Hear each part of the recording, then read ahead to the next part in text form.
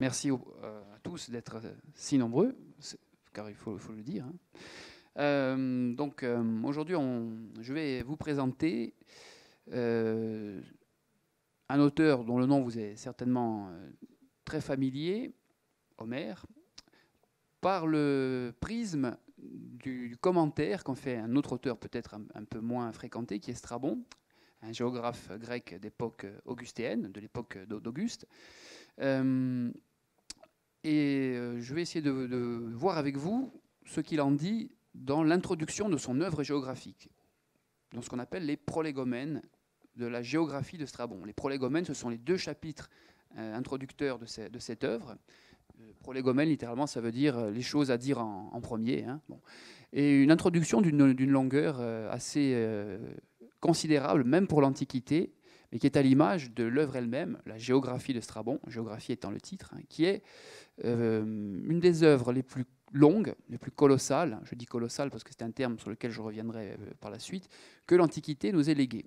Alors ce titre, Homère et Strabon conciliés, science et poésie, est un petit peu simpliste, entre guillemets, mais il tente de résumer l'approche homérique faite par Strabon à une époque où, depuis déjà même quelques siècles, les sciences apparaissent comme des outils véritablement de compréhension du monde, mais de manière parfois dogmatique. L'Antiquité est une époque, l'Antiquité classique, du moins une époque qui déjà en son temps elle-même se targuait de ne pas faire véritablement de genre entre les disciplines. Hérodote ou Thucydide se définissent avant toute chose comme des écrivains, des gens qui écrivent. Du temps de Strabon, les choses ont évolué. Il y a eu l'époque, les Alexandrins sont passés par là. Une forme de rationalisme disciplinaire est apparue. Alors, que faire dans ces cas-là? D'un matériau si important pour toute la culture grecque qu'est le corpus homérique, et en particulier l'Odyssée, récit de voyage et donc des sources de données géographiques par excellence. Alors, pour parler avant tout de Strabon, on connaît assez peu de choses sur sa vie qui, de toute façon, de ce qu'on en sait, ne sont pas indispensables à l'appréciation de son œuvre, si ce n'est qu'il a eu la chance de parvenir jusqu'à nous, par sa géographie, de manière intacte, quasiment. L'œuvre a très peu souffert au fil des siècles, au fil des vicissitudes de la copie. Alors, Strabon est d'époque augustéenne, il a quasiment le même âge qu'Octave, qui devient Auguste, l'empereur, ils auraient très bien pu se connaître. Strabon est un... Donc là, vous avez Homère, là, vous avez Strabon. C'est un grec d'Amazée, de la ville d'Amazée, qui aujourd'hui s'appelle Amasya, qui est une ville de Turquie, donc l'Asie mineure à l'époque, même si là, Amasya se trouve, si vous voulez, à peu près au milieu du littoral nord de la Turquie, sur la mer Noire. Donc un grec d'Asie mineure, mais un petit peu vers les confins quand même de cette fameuse Asie mineure. Donc là, vous avez à gauche une gravure médiévale représentant Strabon, sur un ouvrage qu'on appelle les Chroniques de Nuremberg. C'est une sorte de résumé biblique médiéval avec quelques apports de l'Antiquité. Et là, vous avez une statue de Strabon dans sa ville natale. Donc il est là avec probablement sa géographie dans les mains et il pose à côté de ce qui est un globe terrestre. Alors c'est assez notable. Pourquoi un globe terrestre? Strabon va être véritablement le premier à vouloir penser la géographie non pas simplement comme science du graphisme de la Terre, mais comme compréhension globale de l'univers dans lequel il vit. Alors, pourquoi cela? Il est marqué idéologiquement par l'époque dans laquelle il vit, c'est-à-dire l'apparition véritablement de l'Empire romain, l'époque d'Auguste, Auguste le premier empereur, une époque où, idéologiquement, les Romains considèrent que pour la première fois, le monde connu et le monde ne font plus qu'un. C'est-à-dire que le monde romain correspond à ce qu'on appelle l'œcumène, c'est-à-dire la terre habitée. Donc, l'ambition d'un géographe de cette époque, c'est d'embrasser tout cet univers. Il y a eu évidemment des prédécesseurs dans cette démarche strabonienne. Hein. Strabon avait aussi écrit une histoire qu'on a perdue malheureusement, hein, mais qui, dit-on, s'inspirait beaucoup de celle de Polybe. Alors Polybe, c'était un historien grec, pardon, du IIe siècle avant Jésus-Christ, qui lui aussi était témoin non pas de la totalisation du pouvoir romain sur la terre, mais de l'apparition, de la mainmise de Rome progressive sur la Méditerranée, mais qui était déjà marquée par cette prescience ou prémonition de l'apparition d'un pouvoir global pour la première fois sur la terre. Alors, les prolégomènes, comme je vous l'ai dit, sont les choses dites en premier lieu. C'est une introduction. Alors, l'introduction de tout traité est assez classique hein, dans la littérature ancienne. Thucydide, Hérodote se présentent, tout en présentant leur œuvre, à la différence de Strabon qui parle assez peu de lui. Que fait-il dans les prolégomènes? Les prolégomènes sont les 2 premiers livres donc, de cette géographie qui compte 17 livres. Les 15 suivants évoquant chaque région de manière relativement précise. Cette introduction, c'est le lieu où Strabon va faire le point sur sa méthode. Donc il indique ce dont il va parler, et surtout, en préfiguration à sa défense d'Homère, il ne pourra pas tout dire, bien évidemment, mais comme précaution, il dit le fait de ne pas parler d'une chose ne signifie pas qu'on l'ignore. Et c'est cet argument principal qui va lui servir à défendre le poète. Donc, globalement, ça c'est le premier point, défense d'Homère. Deuxième point, que nous n'aurons pas trop le temps d'aborder aujourd'hui dans cette introduction, mais je vous l'évoque, c'est aussi la présentation de tous les prédécesseurs de Strabon. Il s'inscrit dans une sorte de dynastie des géographes, hein, depuis Thalès ou Hécatée de Milet, des gens du 5e siècle jusqu'à lui.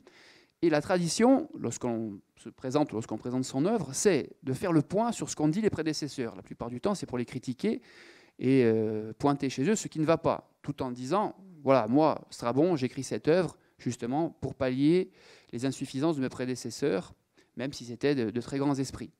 Donc, une sorte de tribunal, de réquisitoire, si on peut dire, réquisitoire qui devient, en creux, un plaidoyer, premièrement, d'Homère, mais aussi de Strabon, dans la mesure où s'inscrire dans cette tradition de la critique des prédécesseurs présuppose que l'on s'attend soi-même à être critiqué par ceux qui viendront après.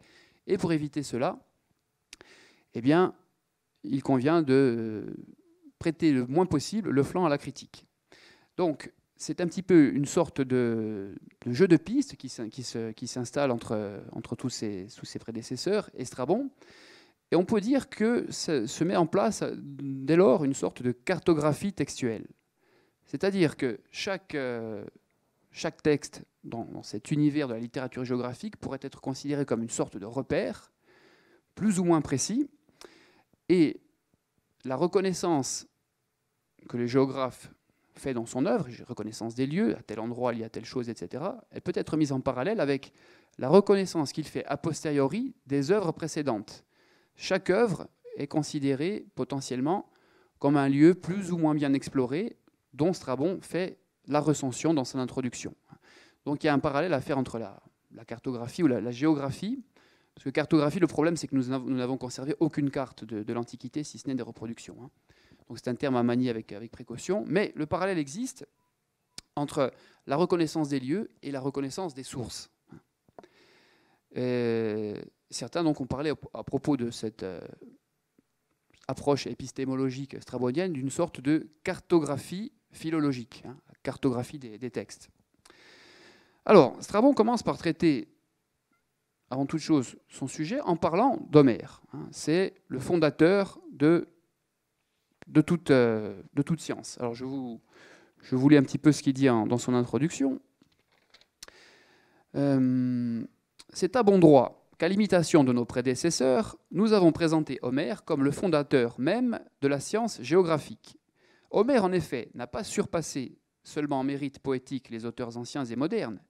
Il leur est supérieur encore, peut-on dire, par son expérience des conditions pratiques de la vie des peuples Et c'est à cause de cette expérience même que, non content de s'intéresser à l'histoire des faits et de chercher à en recueillir le plus grand nombre pour les transmettre à la postérité, il y a joint l'étude de la géographie, tant l'étude partielle des localités que l'étude générale des mers et, le mot est important, de la terre habitée. Oikoumenen gen, la terre habitée, c'est-à-dire le monde connu qui ne fait plus qu'un avec le monde. Donc Homère comme auteur de la globalité. Alors je passe sur le plan des prolégomènes. Donc là vous avez un buste d'Auguste et je commenterai la photo suivante un peu plus tard. Alors, comme vous l'avez vu dans la petite introduction du CCU, on dit Homère est le protos euretes, le découvreur premier, celui qui a tout trouvé. Donc c'est difficile de passer après lui. Alors il suffit de voir déjà dans ces fameux prolégomènes de la géographie le nombre de citations d'Homère. Il y en a plus de 200. Donc il est omniprésent. Il est en quelque sorte le palimpseste de cette introduction, c'est-à-dire le texte sous-jacent. Si on gratte sous le parchemin strabonien, qu'est-ce qu'on trouve? On trouve de la poésie homérique. Bon. Donc commencer par Homère, c'est commencer par les prémices de chaque science. Or, autre parallèle que l'on peut faire, c'est le parallèle entre Homère lui-même et la science géographique, ou ce qu'on appelle à l'époque la géodésie. G-E-O-D-E-S-I-E. La géodésie, c'est donc le dessin de la Terre, qui a une sœur jumelle, c'est l'astronomie, donc il y a un parallèle, là encore.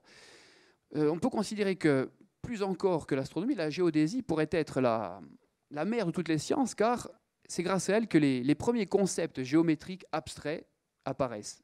La géodésie permet de penser l'abstraction. Vouloir mesurer vouloir rationaliser ce qui nous entoure, c'est tôt ou tard se confronter à l'abstraction. Je vous rappelle ce qui était écrit au fronton de l'Académie de Platon, que nul n'entre ici s'il n'est géomètre. Donc l'abstraction est une chose nécessaire, et elle naît au départ du concret, de cette perception de la mesure des choses. Alors, Homère fondateur. Bien évidemment, tout grec cultivé se doit de connaître Homère, notamment à l'époque augustéenne, qui connaît un renouveau, je dirais, un renouveau culturel, aussi bien qu'un renouveau d'une sorte d'idéologie morale. Nous y reviendrons. Alors évidemment, on peut se demander pourquoi ces longues digressions en préambule d'une œuvre géographique, comment peuvent-elles avoir un rapport avec la géographie?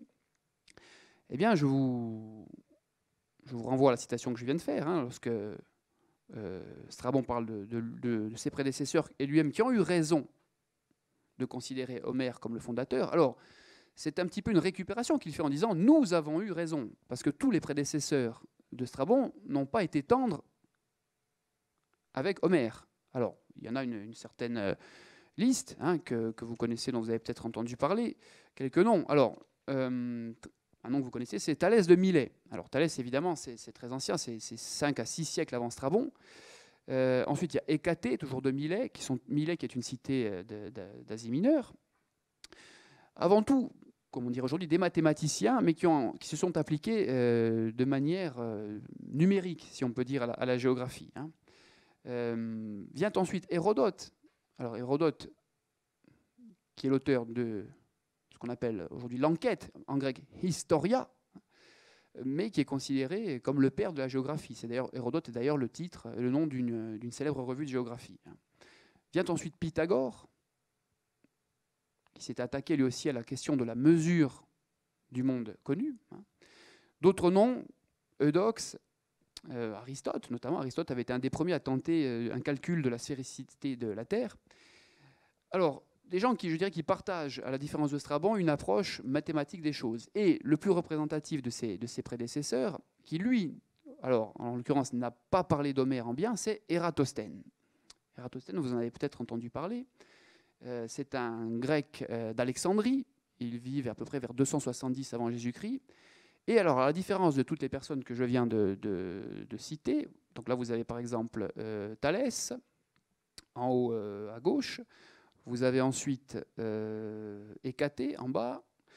vous avez une reconstitution en haut à droite de la fameuse carte des cathés. Alors là, on est dans les logiques, vous voyez, de sphéricité, mais très géométrique. On considère que le monde était une surface circulaire avec quasiment 2 hémisphères, mais qui correspondraient aux 2 moitiés d'un cercle. Hein. Évidemment, c'est une carte reconstituée.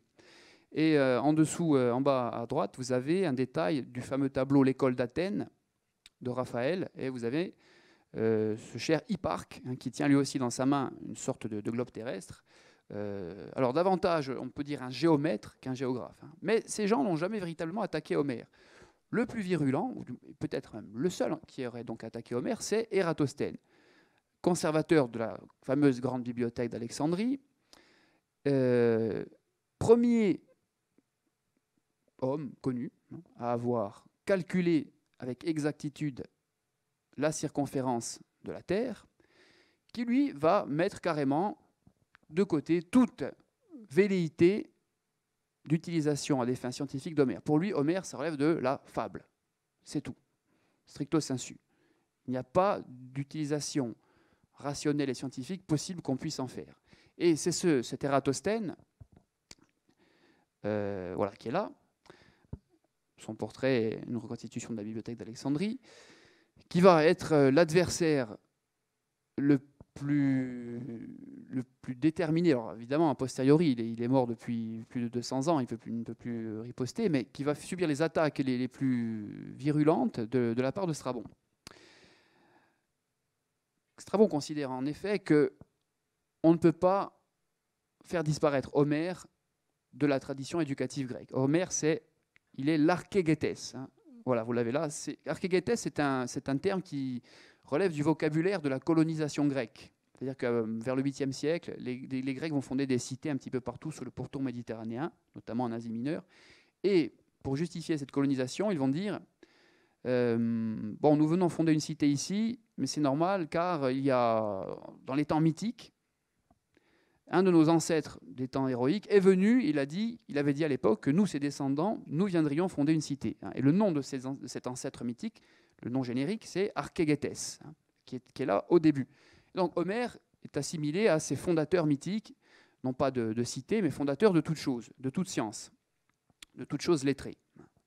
Donc tous ces textes, entre guillemets, sacrés seraient donc l'Iliade et l'Odyssée. Alors, pas de méprise, hein, dans l'Antiquité grecque, il n'y a pas de religion révélée reposant sur des livres sacrés. C'est une sacralisation ici affective, hein, je dirais, intellectuelle. Hein. Il n'y a pas de texte faisant office de vulgate. Bon.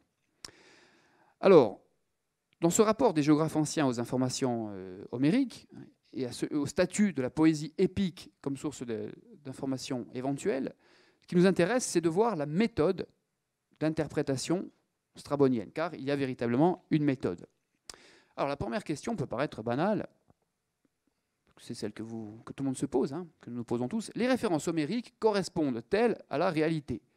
Alors à l'époque moderne, hein, il y a eu des gens comme Victor Bérard qui ont essayé de reconstituer les périples d'Ulysse ici et là. Bon, nous, Corses, serions potentiellement concernés par une visite du roi d'Ithaque, hein, Bonivasio, ayant pu inspirer le passage sur les Lestrigons. Hein, c'est des gens qui n'étaient guère accueillants dans l'Odyssée, il faut bien le dire. Alors, selon Strabon, globalement, Homère donne des informations correctes, c'est-à-dire des informations qui sont accessibles à chacun, c'est ce qu'il dit. Il prend un exemple. Hein. Il est question d'un personnage homérique, qui est Ménélas, qui aurait voyagé en Égypte notamment, qui est cité dans l'Iliade et dans l'Odyssée. Or, Homère parle de l'Égypte, mais ne parle pas, je dirais, de la chose la plus célèbre qui soit en Égypte, c'est-à-dire le Nil. Bon, à la différence d'Hérodote, par exemple. Donc, Homère ignore-t-il ce nom ? Autre phénomène, Homère parle à un moment donné d'un événement géographique qui est celui des marées, les marées océaniques. Alors les Grecs s'aventuraient assez peu en dehors des colonnes d'Hercule, hein, le détroit de Gibraltar, mais potentiellement ils avaient pu entendre parler de ce phénomène, soit par les navigateurs phéniciens, soit par des sources de première main. Ératosthène, pour revenir à lui, fait partie de ceux qui dénoncent l'ignorance géographique d'Homère dans ce domaine. Or, ce que nous dit Strabon, je vous lis une citation, c'est une autre preuve de son même désir ardent de connaissance que le fait qu'Homère n'ignorait pas le flux et le reflux de la marée océanique et les va-et-vient de l'océan qui roule sur lui-même. Car il déclare, donc là il cite l'Odyssée, 3 fois par jour il rejette, 3 fois il ravale, en parlant du flux. Et même si ce n'est pas 3 fois, mais 2, donc ça c'est le nombre réel de mouvements de marée quotidiens, car il est possible qu'Homère se soit éloigné de la réalité sur ce point ou que le texte soit altéré, le principe est resté tel quel. Donc Homère, on ne peut pas lui reprocher de s'être trompé sur ce phénomène de description des marées. D'une part, il a globalement dit la vérité, puisque le phénomène existe encore, et de toute façon, il est possible que le texte homérique ait été altéré au fil des siècles, au fil des copies. Donc ce n'est pas sa faute. Premier exemple de ce qu'on appelle une apologie d'Homère, c'est-à-dire une défense. Cette question est intéressante car elle touche au problème de la philologie en général et au rapport des anciens avec la constitution des textes. Aujourd'hui, les éditions savantes des textes anciens, les éditions Budet en France en l'occurrence, sont chacune pourvues de ce qu'on appelle un apparat critique et d'une introduction dans laquelle l'éditeur du texte explique quel manuscrit, quelle source il a utilisé pour produire le texte de l'édition en question. Dans l'Antiquité, ces débats font rage, déjà, d'autant plus que les moyens de reproduction étant des moyens strictement humains, la copie manuelle, très souvent, certains textes ne sont pas recopiés parce que le copiste ne les juge pas très intéressants ou par manque de support matériel pour écrire, dit je vais plutôt recopier un beau texte qui me plaît davantage plutôt que celui-là. Donc c'est encore une fois le mérite d'Homère, c'est la preuve de son mérite que d'avoir traversé ce crible de la transmission des textes, qui se finit de toute façon en naufrage. On a quasiment perdu 90% de la littérature antique. Ce qu'on en a aujourd'hui n'est que le sommet d'un iceberg, probablement à jamais fondu. Donc, cette question homérique, donc, est-ce que le poète avait véritablement l'intention d'instruire ses auditeurs et ses lecteurs? Strabon répond oui. Alors évidemment, le temps a fait disparaître une grande partie de ces choses, mais l'authenticité d'Homère n'est pas le problème. Ce qui importe, c'est qu'il a décrit des choses qui en son temps étaient potentiellement existantes, et surtout, il ne s'est pas trompé sur le principe. Il n'a pas cherché lui-même à tromper ses lecteurs. Ce n'est pas il écrit une fable, mais ce n'est pas un affabulateur. Alors, par rapport aux autres géographes, Strabon, conscient que l'œuvre qu'il attend est conséquente, va s'attacher à examiner les opinions des uns et des autres sur l'utilité géographique d'Homère. Alors, je vous ai parlé d'Ératosthène tout à l'heure, c'est lui qui occupe la place la plus importante. Plus généralement, le débat porte sur le statut de l'œuvre poétique. Ce que nous en dit Strabon, il n'est pas exact de dire, comme le dit Ératosthène, que chaque poète a pour but de distraire et non d'instruire. Bon, c'est l'éternel débat de l'Antiquité. Est-ce que les poètes peuvent être utiles à la connaissance, ou bien est-ce que ce sont simplement des créateurs d'agréments? Alors évidemment, Strabon dit Ératosthène ne dit pas la vérité, mais il ne l'accuse pas explicitement d'être un menteur. Il y a une nuance. Voilà. Le terme grec vous dit, vous avez donc psychagogia et en dessous didascalia. La psychagogie, littéralement, c'est le fait de transporter les âmes. Ce serait l'effet produit par la poésie. On lit une poésie qui raconte des histoires de créatures fabuleuses, etc. On s'éloigne, on est aspiré hors de la réalité. C'est là surtout que Platon, notamment, concentrera ses plus grandes critiques. Mais Strabon dit il y a malgré tout de la didascalia chez le poète. Vous reconnaissez un terme français, les didascalies qui sont en théâtre classique des informations scéniques, des précisions. Donc on peut trouver de l'information utile dans la poésie. Bon. Cette question pose aussi, c'est important à l'époque de Strabon, pour nous c'est un peu différent, mais à l'époque c'est comme ça que ça fonctionne, on considère que ce qu'écrit un homme montre aussi ce qu'il est. Ça voudrait donc dire qu'Homère pour les critiques comme Ératosthène, ne serait lui-même, puisqu'il écrit des choses fausses, ne serait qu'un menteur dans la vie, qui n'aurait été un homme de peu de qualité. Or, cette conception est impensable. Hein. Se pose la question de la vertu de l'écrivain, de la vertu du poète. C'est pour cela que Strabon, dans sa tentative de défendre Homère, veut persuader en fait ses lecteurs qu'Ératosthène n'a pas compris l'influence d'Homère en géographie. Et il veut donc, en corollaire, présenter Ératosthène, le bibliothécaire d'Alexandrie, comme un esprit qui s'enferme trop dans sa propre incompréhension et qui n'a pas perçu le bon usage qui peut être fait de la poésie homérique. Nouvelle citation.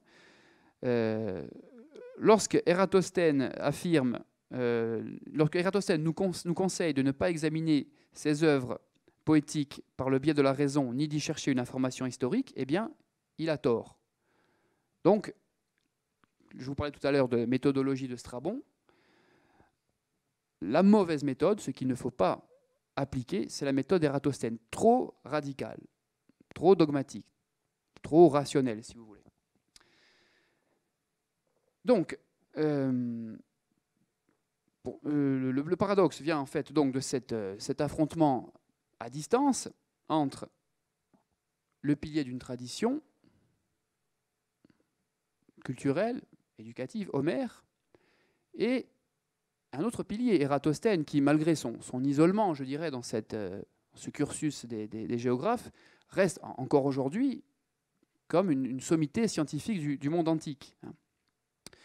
Le problème, c'est que ce géographe alexandrin, il va à l'encontre de toute une tradition. Il est, malgré tout, seul contre tous. Le problème, c'est que la pensée d'Ératosthène va survivre, même après Strabon. Il y a dans ce qu'on appelle les scolies. Qu'est-ce qu'une scolie ? Dans des scolies à la géographie, les scolies, ce sont des annotations écrites par les copistes lorsqu'ils recopient un manuscrit. Ils donnent leur avis, ils mettent une petite précision en disant « moi, je ne suis pas qu'un copiste, en gros, je comprends aussi ce que j'écris ». Et dans une scolie à un passage de la géographie, les scolies sont la plupart du temps anonymes, bien évidemment, hélas, sur ce passage concernant Homère et Ératosthène, quelqu'un a rajouté, dans l'édition principale, tout ce qu'Homère a dit doit être entendu comme de la fable, c'est l'opinion d'Ératosthène et je suis d'accord. Alors on ne sait pas qui est cette personne qui a écrit je suis d'accord, c'est celui qui recopiait le manuscrit. Bon, mais vous voyez que le débat continue de faire rage au fil des siècles, parce que la scolie que je viens de vous lire, elle daterait à peu près du VIe siècle. Donc les débats s'étendent vraiment sur la longueur. Alors pourtant, Ératosthène lui-même n'arrive pas fondamentalement à condamner Homère. Ne peut nier qu'Homère est sinon une authentique valeur géographique, du moins une certaine ambition épistémologique. Voilà ce que Strabon nous dit. Il rapporte une parole d'Ératosthène. Il prétend, Ératosthène, que depuis toujours, chaque poète a montré son désir de faire part de son information sur ces choses, et qu'Homère a donc fait une place dans son œuvre à tout ce qu'il a appris sur les Éthiopiens. Alors, bien évidemment, on est dans une logique de propos rapportés. Strabon, pro-Homère, va chercher chez Ératosthène, anti-Homère, une citation qui n'est pas trop défavorable à Homère, et il la met en vedette dans son propre texte. Bon, certains qualifient cela de manipulation. C'est un fait littéraire assez fréquent. D'autre part, alors c'est dommage que nous n'ayons pas le texte, dans le passage en question, le texte grec utilisé par Strabon, lorsqu'il dit « chaque poète a montré son désir de faire part de son information », il utilise une formule qui en fait est une expression homérique que l'on retrouve dans la description du bouclier d'Achille, donc dans l'Iliade, et qui désigne alors, c'est une expression homérique qui veut dire en gros décrire. Mais ce n'est pas un hasard si Strabon pointe du doigt le fait qu'Ératosthène lui-même se laisse aller à utiliser des expressions homériques, c'est-à-dire des passages, des façons de parler de celui qu'il veut critiquer.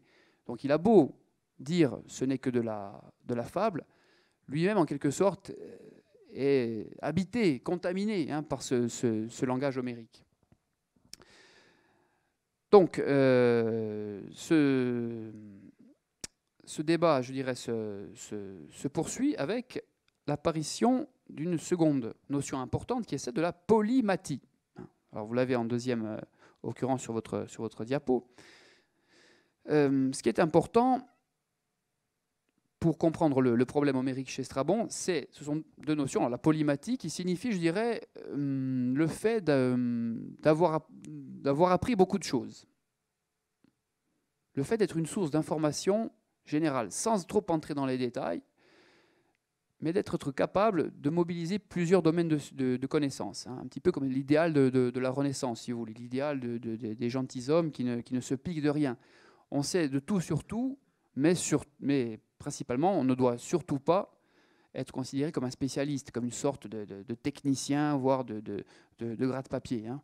L'homme lettré, il sait un petit peu de tout sur tout, sans être jamais spécialiste. C'est ça la polymathie. Le plus important, c'est que dans cette masse de connaissances, dans lesquelles il faut faire certainement un tri, on trouve ce qu'on appelle des pistes. Alors pistes, c'est le pluriel du mot pistis que vous avez là.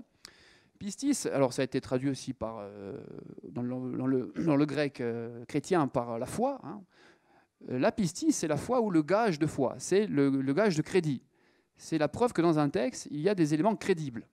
On doit malgré tout trouver ce genre de choses. Hein. Ça marche dans les deux sens.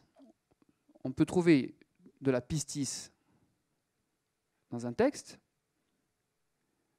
qu'on lit, ou bien on peut soi-même faire preuve de pistis envers quelqu'un. Hein. C'est à la fois subjectif et objectif. Le tout, c'est de ne pas croire qu'Homère a écrit, avait pour seule ambition la stricte vérité. Hein. Précision de Strabon. Chercher à lui attribuer, donc à Homère, toutes ses connaissances, c'est le propre de quelqu'un qui pêche par excès de zèle. En grec, philotimia. Alors, il n'y a rien de pire hein, pour les Grecs, je dirais, cultivés, que l'excès. Vous savez, hein, il faut jamais tomber dans un excès ou dans un autre. Alors, la philotimia, je dirais, cette recherche excessive de l'honneur ou je dirais, de la reconnaissance, ça peut être aussi une trace de l'influence aristotélicienne de Strabon, qui a connu certains philosophes lorsqu'il était à Rome. Alors peut-être des aristotéliciens, peut-être des stoïciens. Vous savez qu'on attribue à ce passage une dimension un petit peu aristotélicienne, notamment lorsqu'il est question de dire que le droit chemin, c'est la mesure. Hein. C'est typiquement aristotélicien. Alors le propre de l'exagération, justement, c'est de chercher à tout attribuer à Homère, mais de manière explicite. Homère n'a pas écrit une encyclopédie, hein, au sens technique. Hein. Il a écrit un ensemble littéraire qu'il faut savoir décrypter. C'est pour ça qu'Homère peut s'adresser aussi bien aux enfants, à qui on apprend à lire et qui aiment les histoires, qu'aux savants, qui eux peuvent dépasser le premier niveau de lecture, qui est celui purement poétique. Il y a un sens pas véritablement caché, mais sous-jacent, qu'il faut chercher, qu'il faut faire ressortir à la surface lorsque l'on veut véritablement rendre justice à Homère. Alors évidemment, on sent ici un dévouement personnel, voire affectif de Strabon hein, pour Homère. Alors ce n'est pas quelque chose d'extraordinaire, mais de vouloir défendre Homère à ce point révèle certainement un investissement personnel, alors qui est peut-être lié à un aspect de sa vie ou un aspect idéologique. Vous savez, Strabon, comme je vous le disais, vit à une époque où le monde romain est le monde. Que reste-t-il du monde grec? Eh bien, il reste la culture. Hein.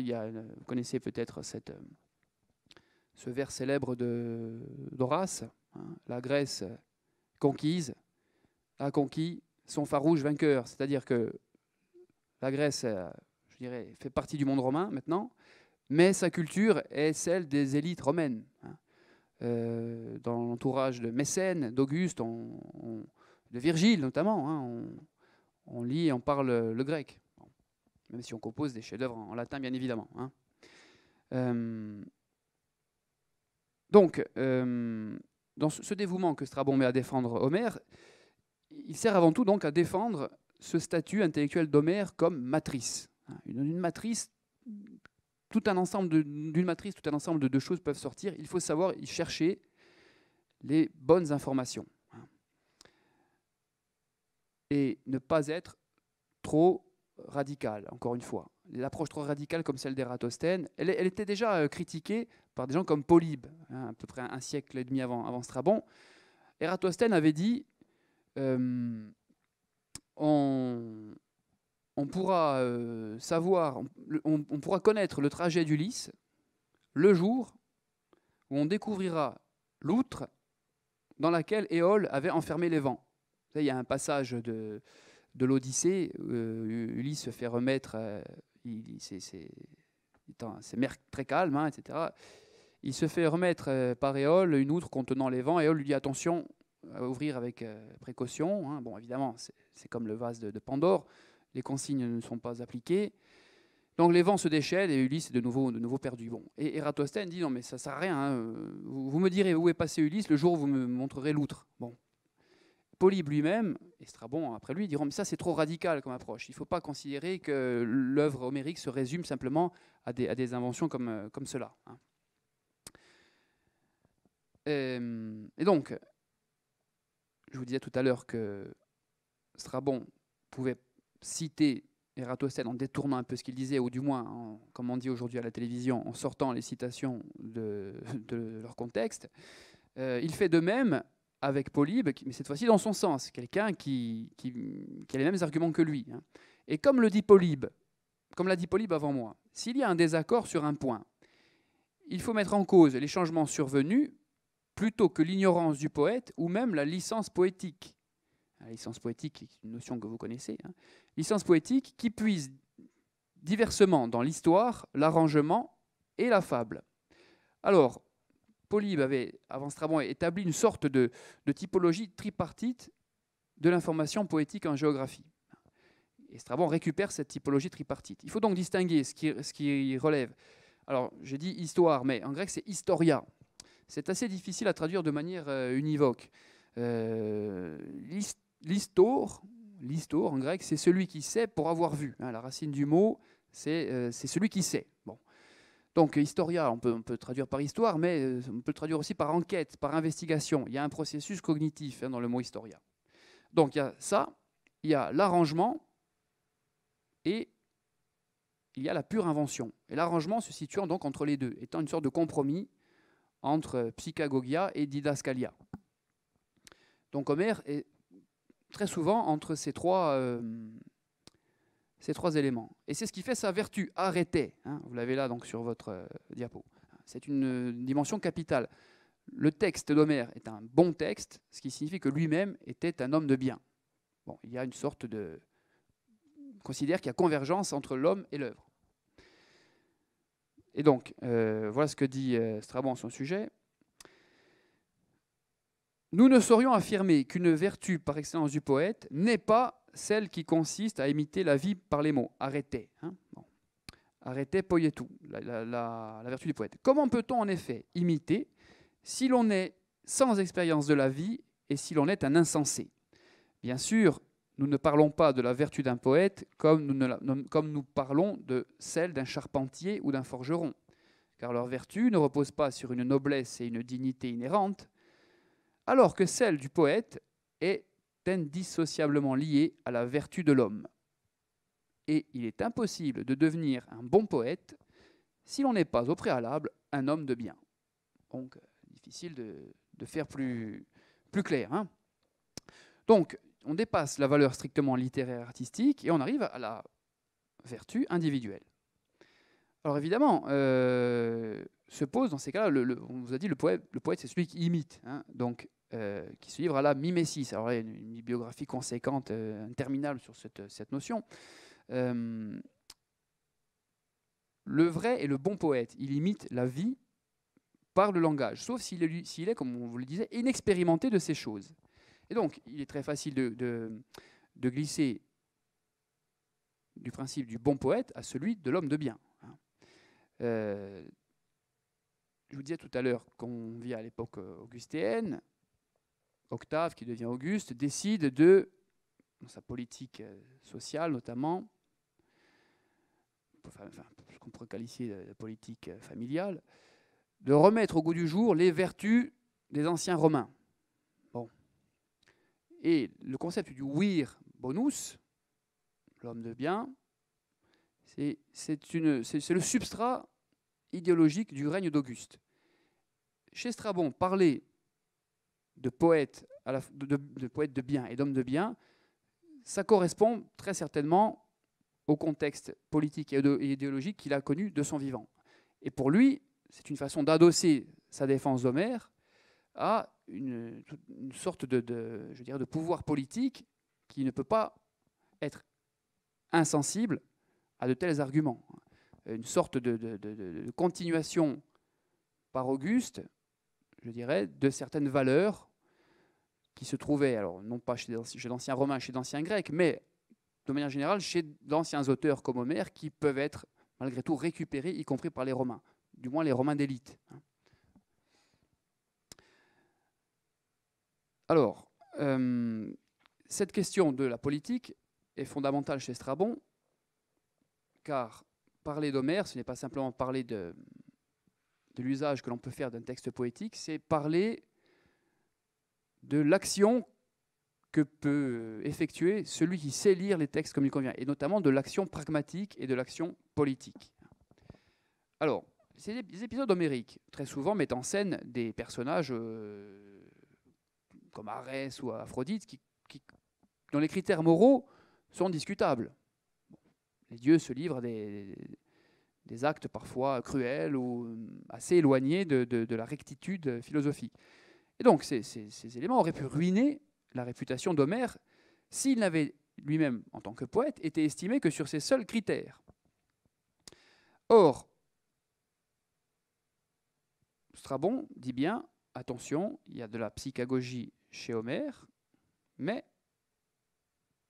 ce charme, ce caractère enjôleur, trompeur de la poésie, eh bien, il n'existe pas qu'en lui-même. Il a un rôle.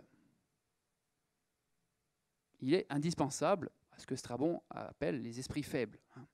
L'homme est naturellement avide de savoir. Aristote l'a dit. Il éprouve du plaisir à connaître des choses, à accroître ses connaissances. Et la fable est donc un appât vers la connaissance, notamment le côté charmeur de la fable. Un appât dont on apprend à se dispenser, qu'on ne goûte plus avec l'âge ou avec l'expérience. Voilà ce que dit Strabon. Chaque particulier, chaque simple personne, sans instruction, reste d'une certaine façon un enfant et se complaît semblablement dans les fables. Il en va de même pour l'homme moyennement instruit. Ce dernier n'a pas un raisonnement ferme et garde une attitude d'enfant. Il n'a pas un raisonnement ferme. Le texte grec dit en quelque sorte, littéralement, un raisonnement stable, un raisonnement qui a de la force, c'est-à-dire qui résiste au choc. Littéralement, c'est ça. Donc, dans ces conditions, on a toujours besoin de la fable pour ramener les gens vers le texte, vers la connaissance. Sinon, leur esprit, chasser le naturel, et vous verrez les gens s'éloigner du texte. Les gens ne seront pas tentés de lire et de s'instruire, s'il n'y a pas un minimum d'agrément. Bon. Alors, il y a évidemment quelques précautions à prendre, nous dit Strabon. Il faut faire attention à ce que le mythos, c'est-à-dire le récit qui n'a pas vocation à être purement rationnel, faire attention à ce que le mythos ne devienne pas du pseudos, c'est-à-dire du mensonge. Et du mensonge, c'est-à-dire tromperie délibérée. On a le droit de se tromper par ignorance, c'est plus pardonnable que de vouloir tromper délibérément. Et surtout, dit Strabon, si un auteur est pris en flagrant délit de pseudos une fois, il faut considérer que toute son œuvre est invalidée. Je vous parlais tout à l'heure de tribunal, je dirais, philologique.